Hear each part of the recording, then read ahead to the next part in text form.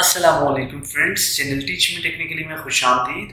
मैं मोहम्मद ज़ैनुद्दीन पाकिस्तान के शहर लाहौर से आज इस वीडियो को रिकॉर्ड कर रहा हूं और आज के इस वीडियो के अंदर हम जिस टॉपिक पर बात करने वाले हैं, जिसकी प्रैक्टिकल एग्जांपल देखने वाले हैं, वो है हमारे पास नेस्टेड फॉर लूप। हम देखेंगे कि हम नेस्टेड फॉर लूप को किस तरह से लगा सकते हैं।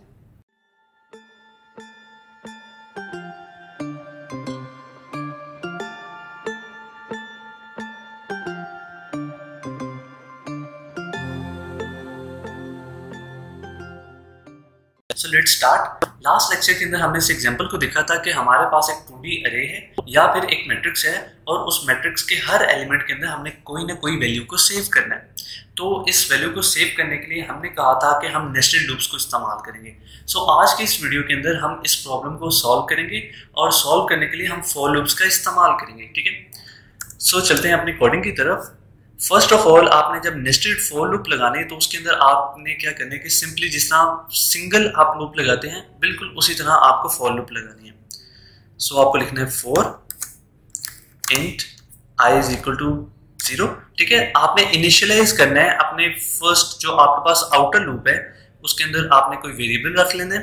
ठीक है, मैंने वेरिएबल आई रखा, उसको आपने इनिशियलाइज कर दिया 0 से। ठीक है, उसके बाद आपने क्या करना है, आई लेस देन, और आई लेस देन के बाद आपने उस वेरिएबल की वैल्यू बतानी है जो कि आपके पास ये जो मैट्रिक्स है इसके अंदर कितनी रोज है।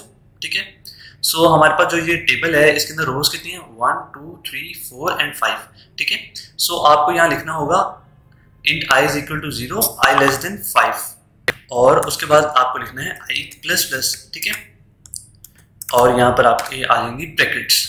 सो फ्रेंड्स, ये आपकी फर्स्ट लूप लग चुकी है और ये लूप आपकी आउटर लूप है।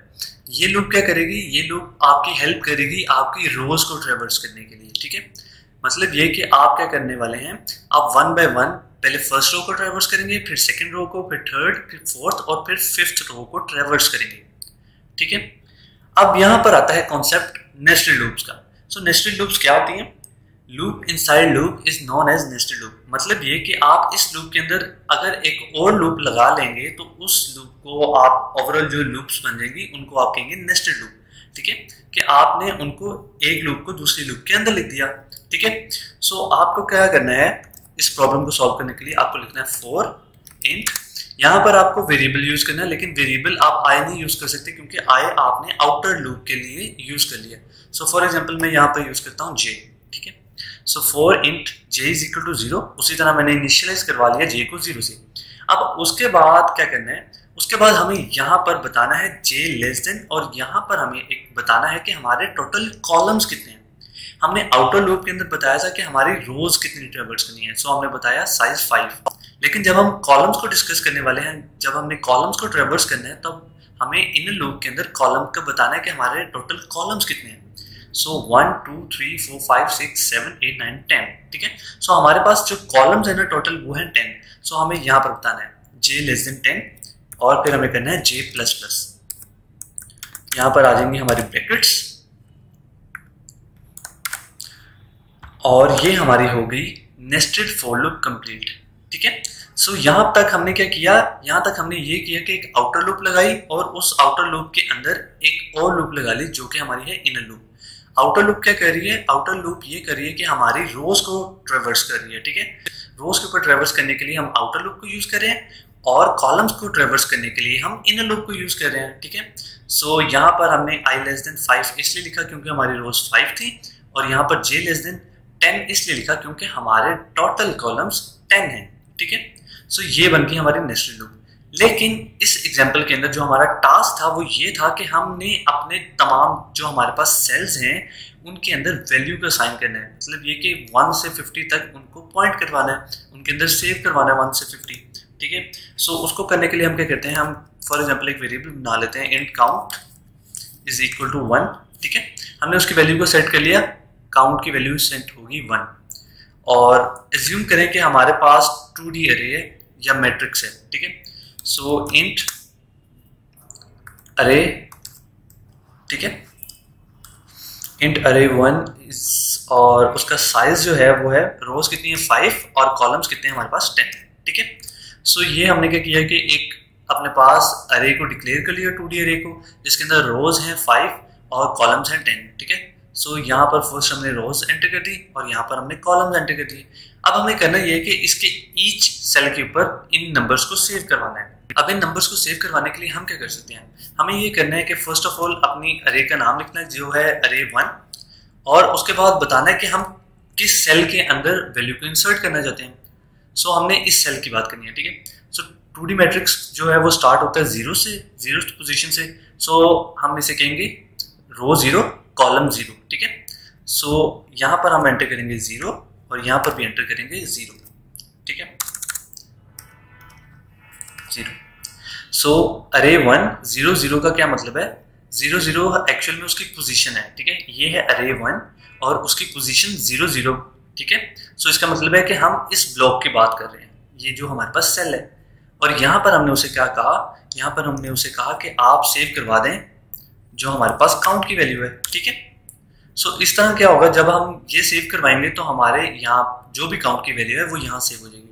लेकिन क्योंकि हम ये चाहते हैं कि हमारे हर सेल पर ये काम हो, हमारे हर सेल पर ये टास्क परफॉर्म हो, तो हमें यहाँ पर ये करना होगा कि हमने यहाँ पर फर्स्ट बताना है आई और उसके बाद बताना है j is equal to count.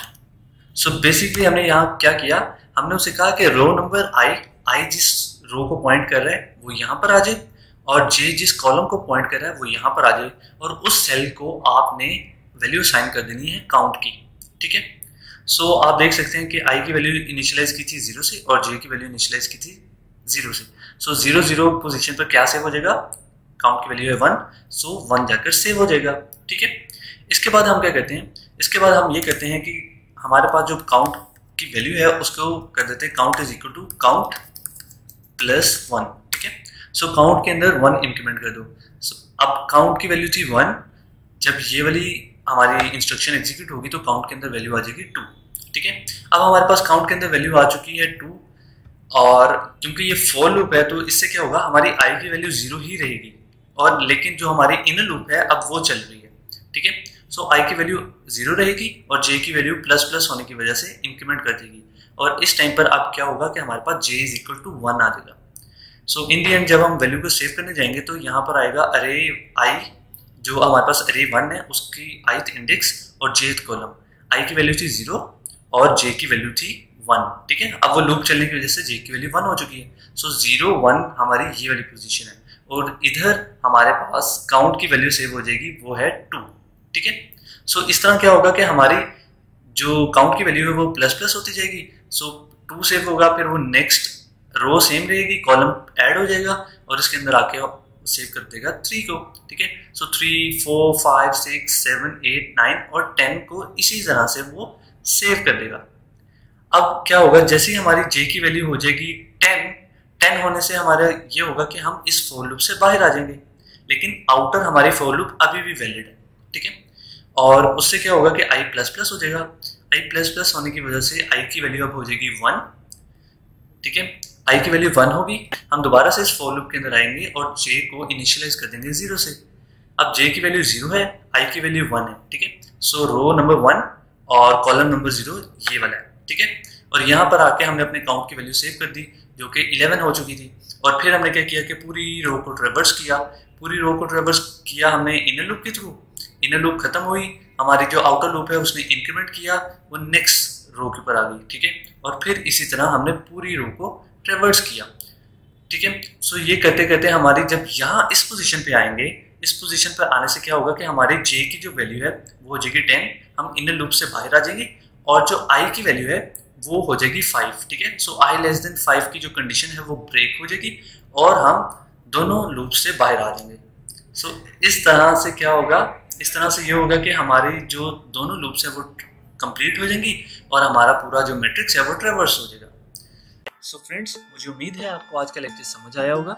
Majeed videos के लिए चैनल टीच मी टेक्निकली को सब्सक्राइब करें, वीडियो को लाइक करें, और अगर आपका कोई भी क्वेश्चन हो तो कमेंट बॉक्स में कमेंट लाजमी करें। Thanks for watching friends.